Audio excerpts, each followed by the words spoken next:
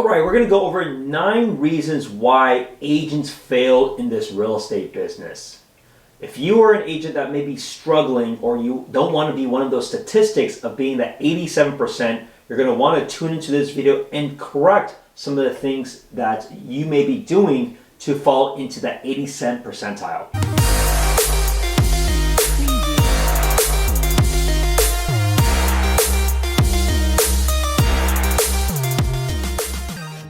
I'm Spencer Hsu in the San Francisco Bay Area, and I'm fortunate to be in the top 1% in the country based off of Real Trends public figures in 2022. And I've seen it across.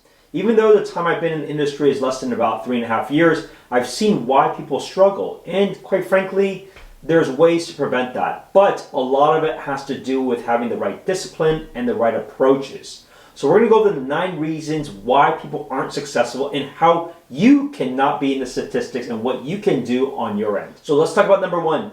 The number 1 reason first is people don't realize real estate is a full contact sport. I mean, think about this. If you're owning a business, let's say you owned a restaurant. Well, if you don't have anybody coming into your restaurant is not going to survive long. It's no different than a lot of people. They think they get a license and they think all of a sudden people want to come to you. Did you realize that there was 1.5 million realtors in the US right now? So think about that. And there's only like 5 to 6 million transactions that happen a year. So as you can see, in general, this is not a equally distributed game that everybody gets the opportunity. On average, it's about 3 or 4 transactions. And so the thing that people need to be aware of is you got to be spending a lot of time building and adding to your database, having as many conversations as possible, delivering value so that when somebody's thinking about doing a real estate move, they think of you. That's the number 1 thing that people get mistaken, that they just think, hey, I got a license now. People all of a sudden are going to come to me and I'm going to be ready to roll in dough. That's not the case. Number 2, now this is a little bit of a tricky one, right? At the end of the day, we all chose to be a business owner so that we have flexibility with our lives. But the fact is, think about this. You don't come to this life just thinking that you want the flexibility. You better be able to work your butt off, especially in the beginning, because you need to catch up. You need to learn about the business. You need people to know about you. You need to get transactions and volume going, right? So it's very compressed, right? So if you're cramming for a test, you're not going to be spending only like 8 hours a day cramming. You're going to be working as much as you humanly possibly can so that you can get in position to be able to start earning a decent living. So that's a very important thing. Now, in the future, as you grow the business, then you can start kind of weaning off. But when you're a nobody right now, you need to spend all the time that you possibly can to get that ball rolling and get the momentum going. That's very critical. This is not a 9 to 6 Monday through Friday job. If that's what you're hoping for, this is not the business for you. Number 3, there's no goals. Like, people just think, oh, I'm just going to get into business, I'm going to do a few transactions here and there. The reality of those people, they tend to be the least successful because there's no goals, nothing to target. When you want to try to hit 10 transactions a year, 20 transactions a year, 40 transactions a year, whatever it may be, people have those goals because you can work backwards. Well, if I want 40 transactions, how many appointments do I need to have? How many active people should I have? How many should I be doing every month? Right, so you got to start narrowing it down because it's all a pure math equation. If I look at your activity of how many people you meet each week, I will tell you very quickly how many you're likely to do. And so that's very important to be able to have those goals in place and to be accountable for those goals. Number 4, poor scheduling and poor work routines. At the end of the day, if I look at your calendar, I will determine if you're going to be successful or not. Everybody, even though the real estate business is all over the place, people still have to follow specific structures.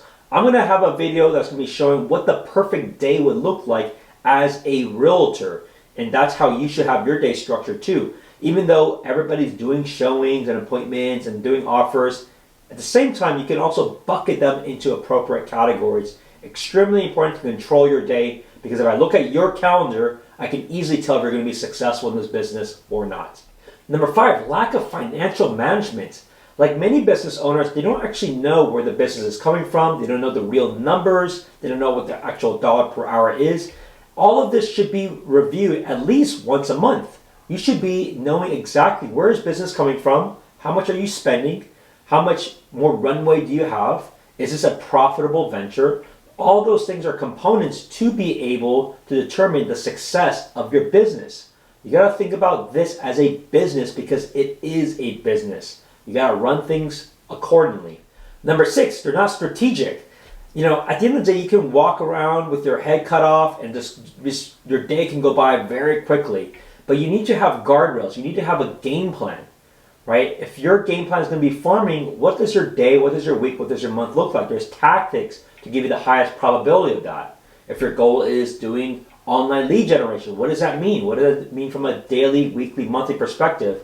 You have to have a strategy in place, and then you got to have a plan and accountability to execute on that. So right before we go to number 7, if you're finding value in this video, please hit that like button, subscribe for more future content so that you don't miss out on all these helpful tips to give you the highest probability of success in this industry. Number 7, fear mistakes. I always hear all this, oh, I have a 100% success rate of closing buyers, 100% success rate in getting listings. Well, I would argue you probably are not challenging yourself enough. You want to bring that down, not just because of skill bringing it down, because you're actually getting a lot of at-bats. Because at the end of the day, all we care about is what is your total GCI and how much are you taking home. Now, if you can it's better to be 50% of a larger number than 100% of a smaller number. So at the end of the day, you got to keep pushing yourself. You got to challenge yourself. You got to be in uncomfortable situations. That is very important of the aspect of just pushing your boundaries, and you're going to be making mistakes. As long as none of the mistakes are catastrophic, where you completely are not able to perform your business, you will be able to learn and proceed forward. Number 8, they don't commit to the knowledge aspect. At the end of the day, the most successful agents today, and you can ask them, is they have full knowledge of what's going on in their local markets, but also what is happening from the data. So you better be very ingrained with what are happening on the macro level, what's happening on the individual level, because you need to be trusted as the knowledge broker. So you got to spend a lot of time constantly reading up on this, at least every week, looking at the stats, looking at the numbers. You need to be able to digest and understand, to be able to advise your clients what is actually happening and what is the right game plan to have. Last but not least, this is a marathon, not a sprint.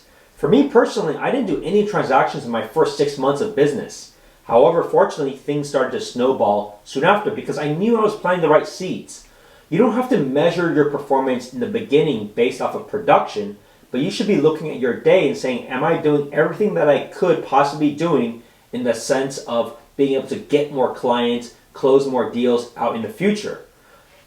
Just because somebody's ready to buy right now doesn't mean you're going to be in contract, doesn't mean you're going to be able to close right away. It takes time to build that up, but you also have to make sure, are you doing the right daily activities to be successful? What I hope you get to understand, what are the top 9 reasons why people are not successful in this business.